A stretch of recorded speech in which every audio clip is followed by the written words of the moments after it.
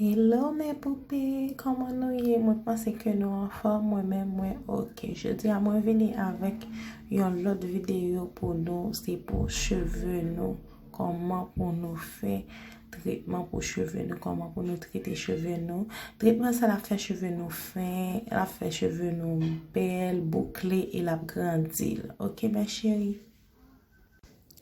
Carotte, yaourt avec de l'huile essentielle avec l'huile au marin.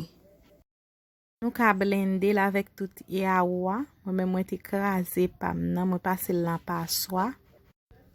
Yaourt en li sans sucre, li naturel, li nourri, li hydraté, li riche en vitamines gras, en minéraux, li fait cheveux à molle. Carotte la bon pour cheveux sèches, abîmés, li fait cheveux à retourner dans normal li.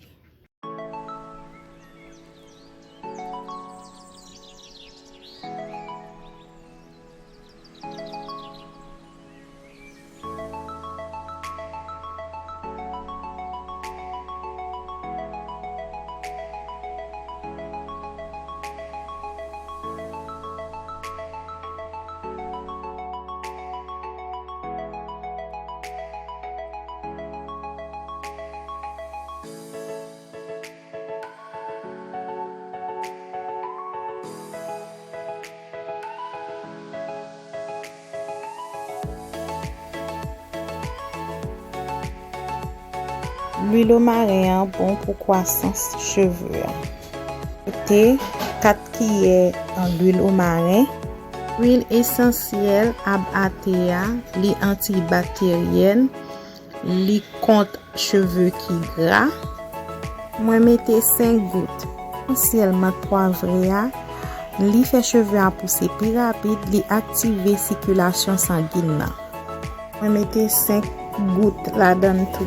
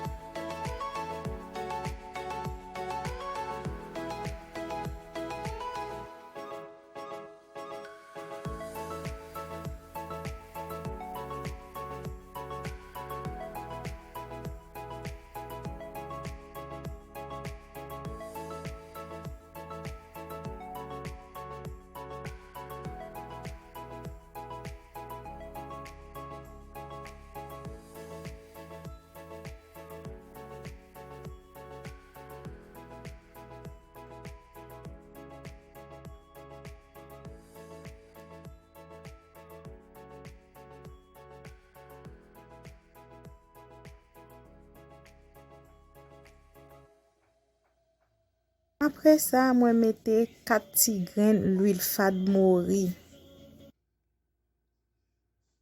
L'huile fade mori a fait cheveux à pousser et li bali force.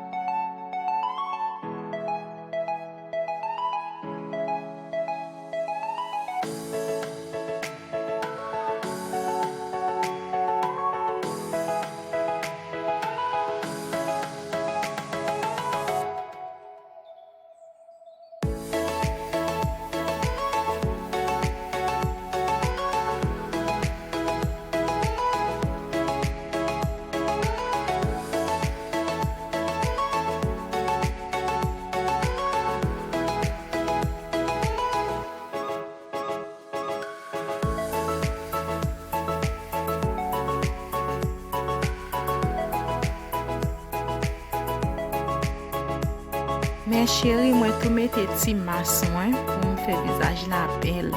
Depi wè m'a fè bay pou cheveux, mwen reme mette ti mas mwen. Tout bagay mwen bel net.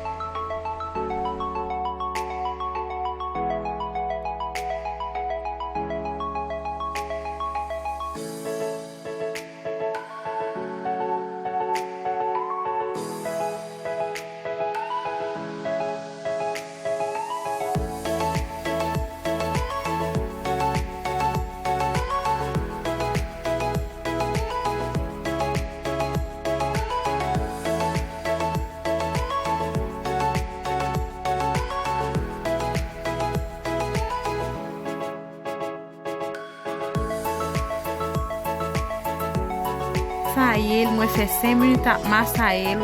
Kom cheve mse fè porosite, mwen tou fèl avèk yon bonnet, apre sa mwen marel. Ou mèm si se fò porosite, wap jist mette bonnet a sepleman.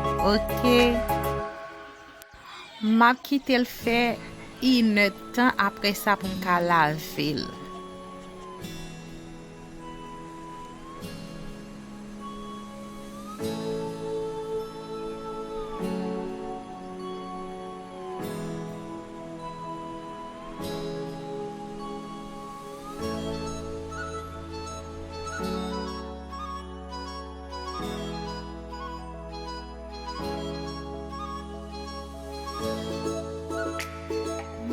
Mes poupées, pas oublier like li, abonner,